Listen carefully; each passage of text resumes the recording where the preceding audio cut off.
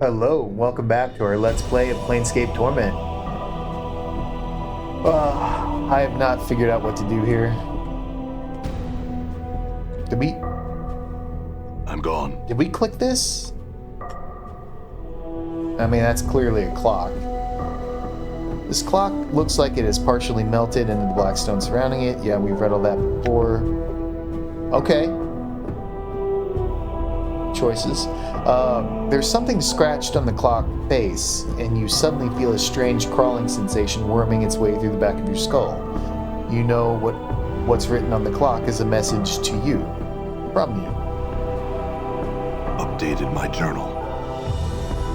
The message carved in on the clock face looks like it was carved with a dagger. Run. Doors are lies. Use cannons, then portal. It looks like the message was written in some haste. Following the message is a crude arrow pointing in the opposite direction as the long hand on the clock. This is it.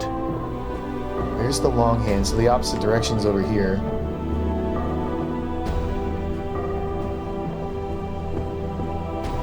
You already clicked on this. Yeah, leave the machine alone. I'm not getting any portals. I found a message to me left by one of my previous incarnations, scratched on the surface. Run, doors are lies, use cannon, then portal.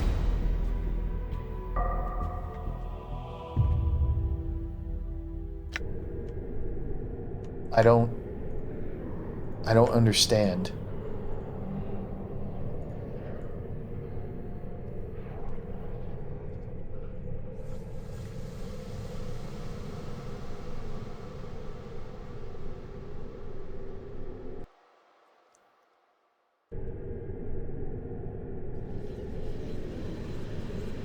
So, I guess that was a message that we should have used all the cannons first. So, are these cannons?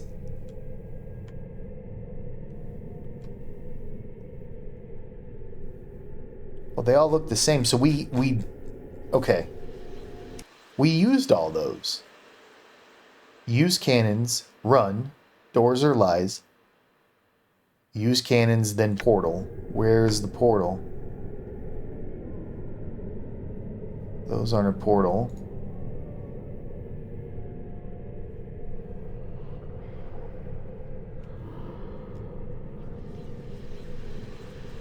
That looks like a clock. Maybe we should run to the other clocks. Let's figure out where they're all at. So there's a clock. And Dayanara said something about clocks that I don't remember.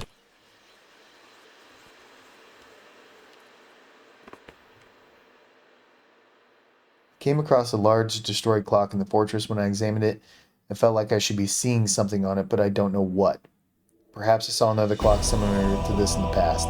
Dayanara warned me that the entrance to the fortress is a great antechamber of shadows. She said within the chamber are a series of great clocks, which she said I referred to once as a means by which I escaped the antechamber before. Okay, so it's telling me to examine all the clocks. So we hit that first... I guess we were supposed to hit this clock first, and then this. So we hit one clock. There's a second clock. We already touched that, but it did nothing.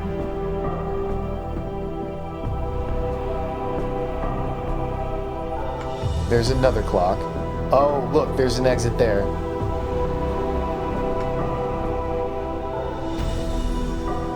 Okay, let's run to the other clock.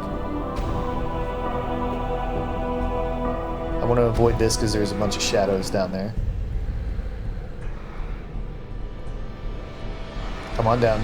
Get out of the stairway.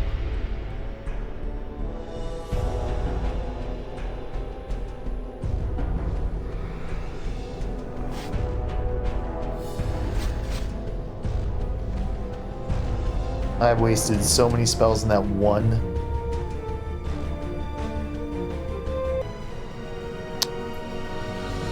Okay, not that one. Blocking my damn path. Oh, Jesus.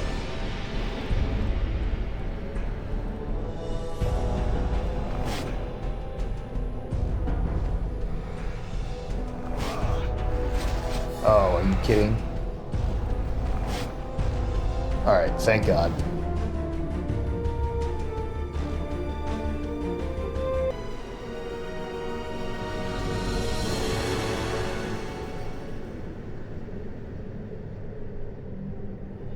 Oh, that's a lot. Run! Stop! That delay is gonna get me killed. That's so weird. That I'm gone. fucking delay.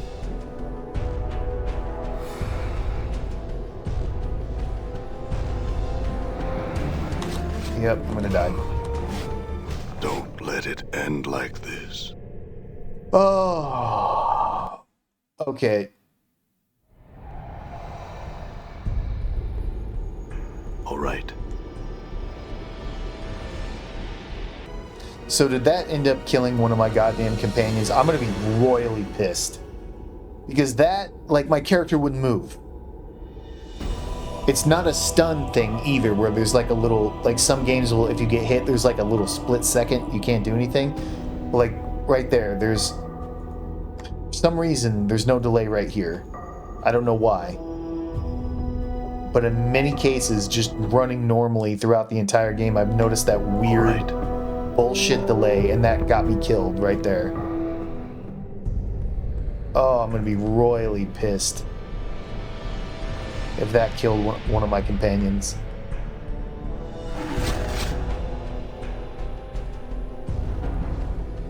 Can't leave the clock alone.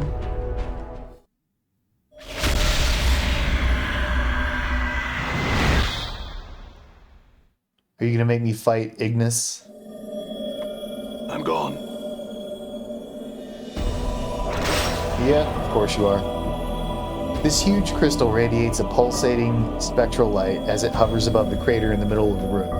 The rhythm of its pulses remind you of a heartbeat, but slow and sickly. Light from the crystal touches the edges of the room like fingers, each ray of light casting a glow on the ruined surfaces, on the ruined faces of the statues surrounding it. Touch the crystal. As you touch the crystal, there is a flash of heat, an orange-white light, and you whip your hand back and the crystal burns, like the heat from Ignis's flame. From within the crystal, the sickly blue light dances and flickers like fire.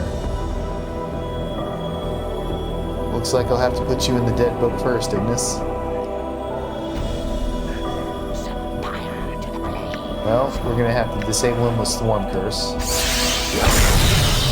This is it.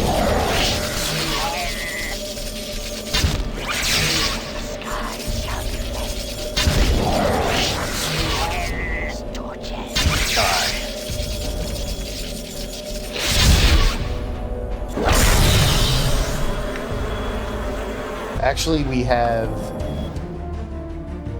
corpse flies, so we can use that instead of our spells. He got me with one. That's fine.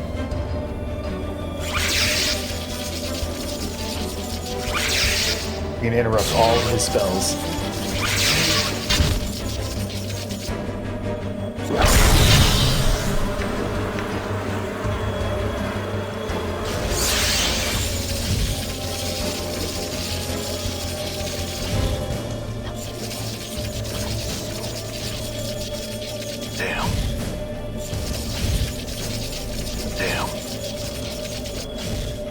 Missed a whole lot.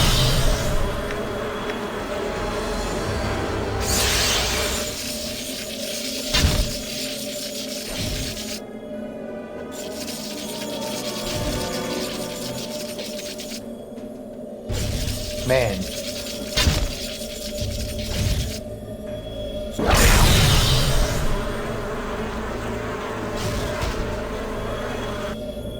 I think we may have burned...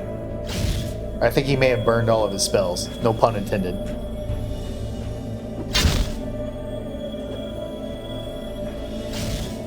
The skies shall be flames, and all life shall be as torches.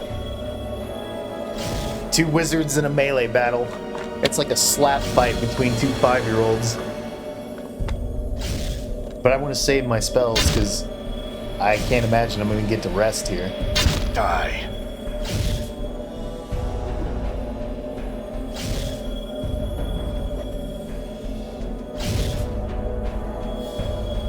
God, you would think this fight would be a little more riveting. Master, forgive me. I have betrayed I'm gone.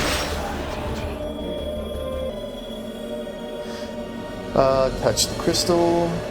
There's a moment of dizziness as you touch the crystal, then a slow chill passes through your body and you discover that your muscles have locked. Your hand frozen to the crystal's surface. There is a moment of silence, then sharp pains splinter through your body like fractures. You feel as if your very being has been turned to ice, then shattered.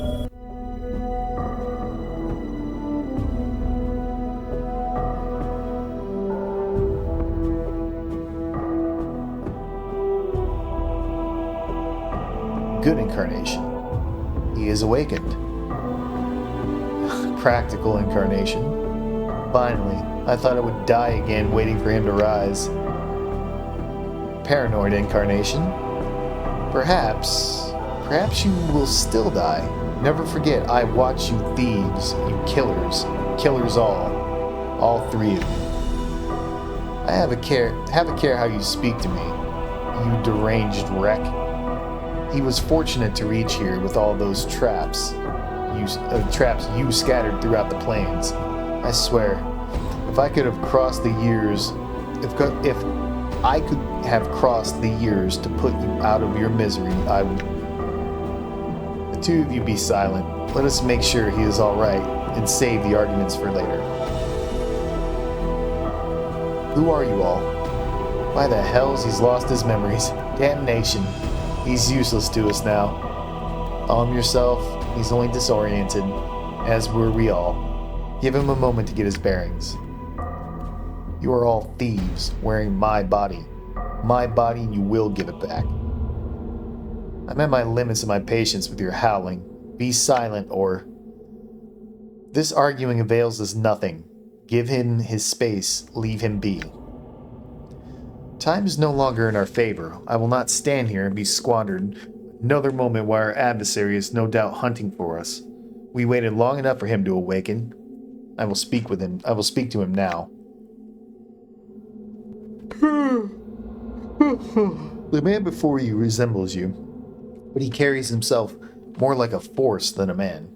His eyes are watching you carefully as you study him. You feel him studying you.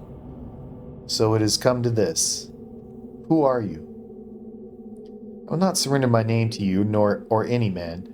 The man's voice is rough like yours, and it rings strangely in your ears. As for who I am, you should be asking yourself that. You are one of my incarnations.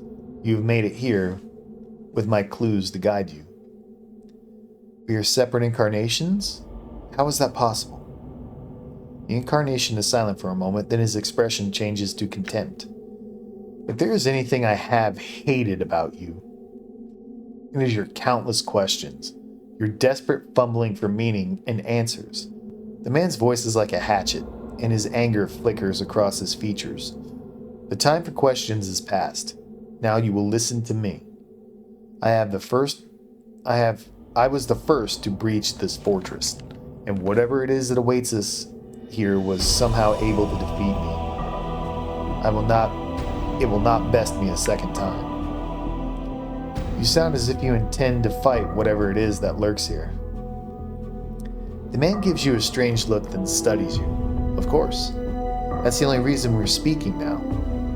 I'll need you to be the shell, but your mind must be my mind. You understand me?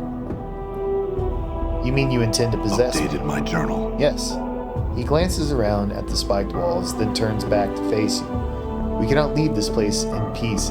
We cannot leave this place in pieces. Only one may leave. Well, what are you talking about? You must surrender your will to me. Your knowledge and skills, whatever little you've managed to accumulate in your life, may prove useful. He sizes you up again. It ultimately will be but a fraction of my power, but it might have its uses.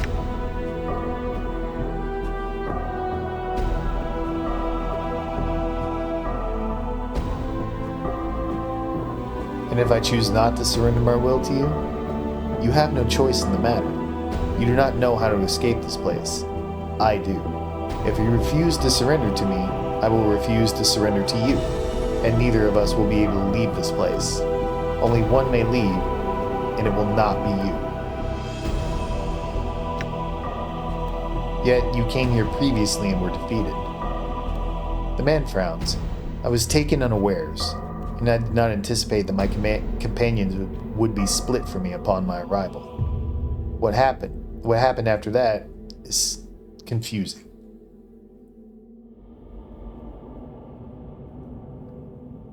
So if I were to surrender to you, then could we still fail? Unlikely. I'm the one who possesses the knowledge necessary to succeed. This moment is the culmination of centuries of planning. Many have suffered and died before us to be here. Their sacrifices must not be in vain. The last sentence unnerves you.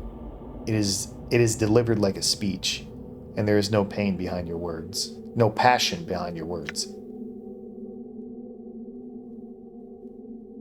If you're one of my incarnations, then I have questions for you. I will indulge you, but only for a little while longer. You are the one who led Dayanara to her death. Man's eyes narrow. What of it? All of it was done with a purpose. Why did Dayanara have to die? Dayanara? That girl had little sense of the planes in her. And that was what I needed for her. You see, the dustmen have it right. Sometimes when you feel too much passion, you cling too tightly to life to let go. And neither did Dayanara, as I hoped she would. That woman? That ghost? The hunched man's eyes well up in fury, and spittle flies from his mouth. She tormented me for years, pursuing me, hating me, and you were the one that killed her. The incarnation barely even glances at the howling one and merely sneers. You blaming me for anything is laughable. He turns back to you. It wasn't out of malice, though she did become tiresome. It's just that when I arrived in the fortress, I didn't intend to stay. I just wanted to get in, sacrifice her, then get out. Why did you do such a terrible thing? I needed someone to be my eyes here on the negative material plane, to serve as a scout and try to find out who my killer was. Only the dead can survive here for long, so Dayanara had to be sacrificed so that she could become something other than she was. A tricky business, but it worked. She helped you, didn't she?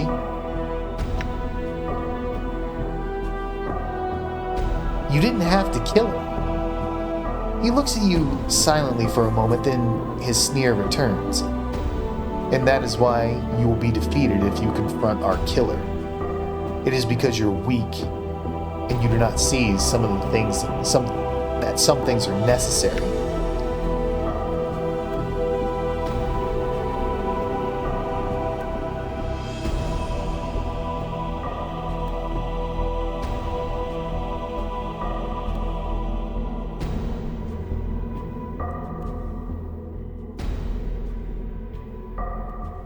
I like both of these options.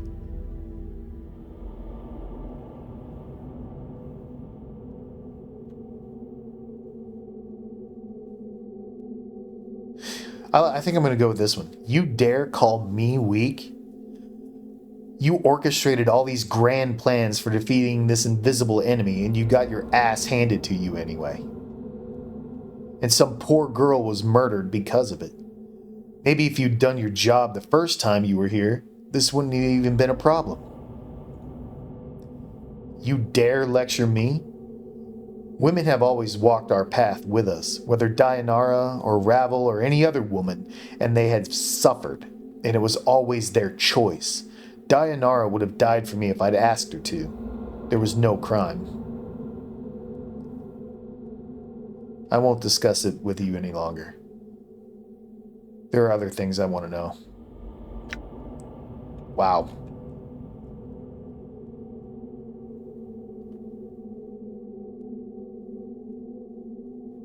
You built that tomb beneath the sigil, didn't you? The one with all the traps?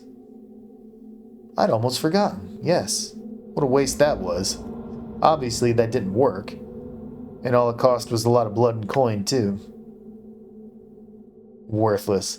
The second incarnation breaks into an uneven laughter, but it's more gleeful than mad. It was easy to breach that child's trap. I found it and changed it. To make it harder, I changed the writings. Practical incarnation. The first incarnation frowns at the second. He looks like he is barely restraining himself from attacking the other. Yet, another thing you will answer for me. He turns back to you. Though I suppose it doesn't matter. It was shortly after the failure of the tomb trap that I decided to carry the battle to our killer, rather than wait for him to show any longer.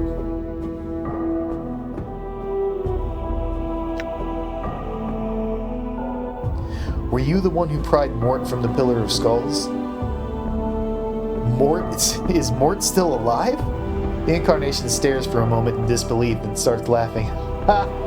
That piping skull couldn't be trusted further than I could throw him, claiming he had information when he didn't. Then I had to go through the torment of prying him off that pillar of skulls. Then he feigned ignorance. Once he was off it, the incarnation scoffs. I humored him since he told me everything I needed from him. He feigned ignorance? Oh yes. Once a liar, always a liar. It takes a stronger mind than the skulls to give me the laugh, though. What was his game? What more did he have to lie about? It is of no matter. Let the skull have his secrets. They're worthless to us.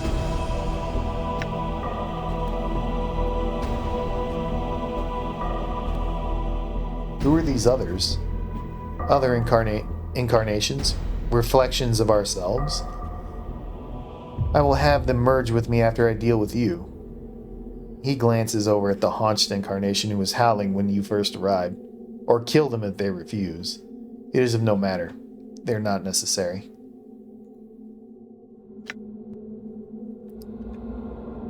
How do I escape this place? You must surrender your will to me. Your knowledge and skills, whatever. Oh, we've already done all this.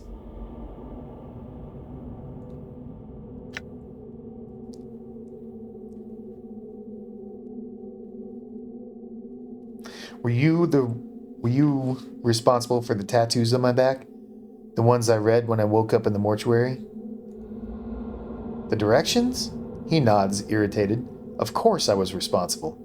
I knew there was a chance I might fail here and lose my memories. I wanted the future incarnations to benefit from some guidance. So I had the directions stitched on my back, since such things like journals, he snarls, as if angry at himself, tend to be lost so easy. Why did you put that warning about Mort on the back? Oh. We already went through the Mort thing. Were you the one who asked Feyrod to get the bronze sphere from the catacombs? Feyrod? He thinks for a moment. Oh yes, the trash king with all the tough bloods that thought I was easy prey. He smiles slightly as if recalling a pleasant memory. After only a little bloodletting, I struck a bargain with him. He would see to it that if his men found me, they would take me safely to the mortuary. And of course, I needed the eyes and hands of his men to scour the catacombs beneath Sigil for me. For the bronze sphere? Yes. I told Feyrod it was the only thing that would save his miserable life. What a sniveling little dodger he was. He smiles at you. You see, the old bastard was destined to end up on the Pillar of Skulls when he died, and he was desperately trying to weasel out of it. So I had told him that there was an item beneath Sigil that would save him from his fate, if only he could find it. But it wouldn't save him. It was just something you wanted him to find. Of course. It was of little use to him. One cannot dodge fate so easy. However, nothing motivates a man faster than telling him what he seeks will save his soul from eternal damnation. I intended to take it from him after he found it. It's just that searching for it myself would have taken too long. He smiles again. And why should I do it when I can have someone else hunt for me?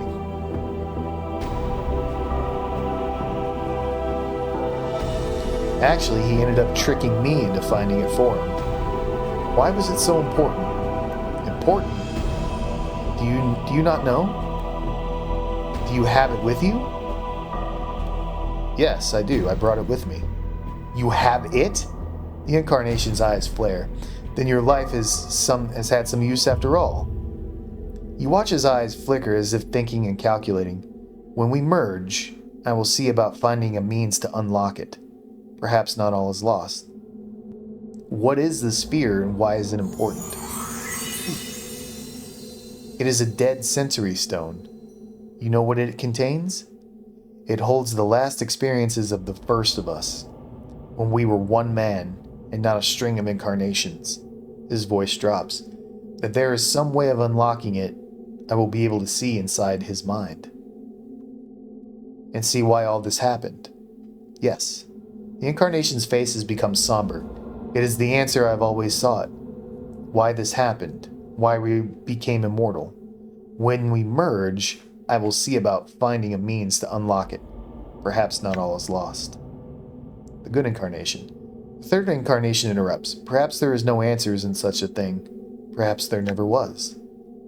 Practical incarnation. I don't want to deal with the realms of perhaps and maybe. I seek answers. It is what has allowed us to get this far. He looks at the third incarnation with contempt. If we had left life in your hands, we wouldn't have even a fraction of truth that we now possess. And in that truth lies power. He turns to you. You will realize that when we merge. Let me get my bearings and we'll speak again. Alright, so we're going to end it here and we'll get right into it in the next one. So thank you very much for watching. Really appreciate it. And I hope everyone joins me for the next one.